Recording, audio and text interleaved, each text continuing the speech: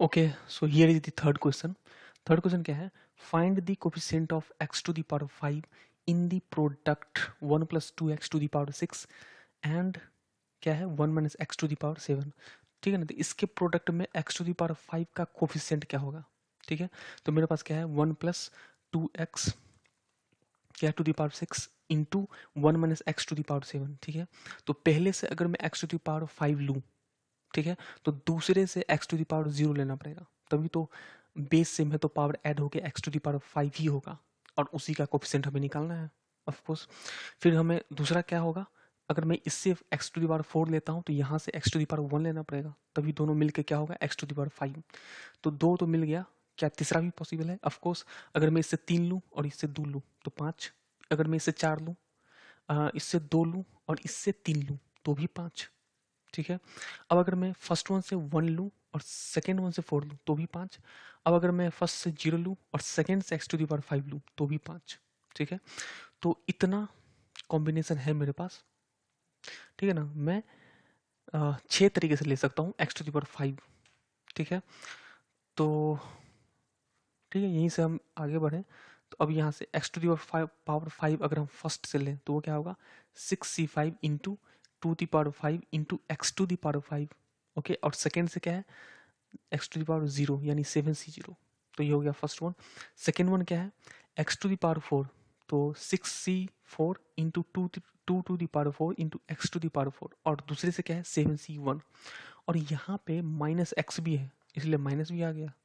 ठीक है, now the third one is first से क्या है एक्स क्यूब है तो 6c3 एक्स क्यूब ले लिए, फिर दूसरे से एक्स स्क्वायर तो एक्स स्क्वायर भी ले लिया, तो यहाँ से 7c2 आया। फिर थर्ड में आया हम पहले से 2 तो 6c2, ठीक है ना, यहाँ एक्स स्क्वायर, फिर दूसरे से क्यूब तो दूसरे से क्यूब ले लिए, और क्यूब लेने से क्या हुआ निगेटिव आ गया तो निगेटिव हमने यहाँ ले लिया है।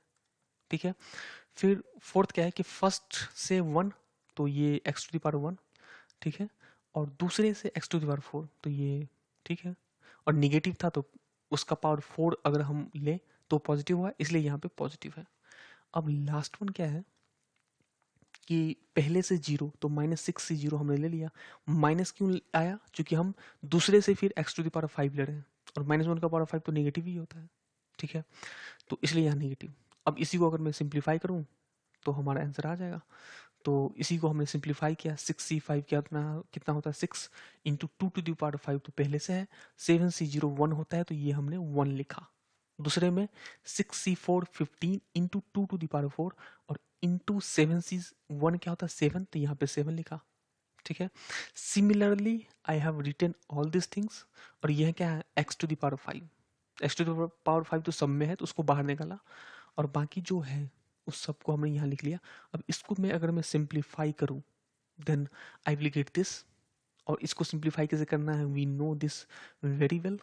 तो अब यहाँ पे सिंप्लीफाई करने पे क्या आया 171 x टू द पावर 5, और पूछा क्या है coefficient of x to the power 5, तो x टू द पावर 5 को छोड़ के मेरे पास बचा क्या 171, तो यही कोफिशिएंट हो गया। So this should be the answer. Okay, so this is all about the question number third.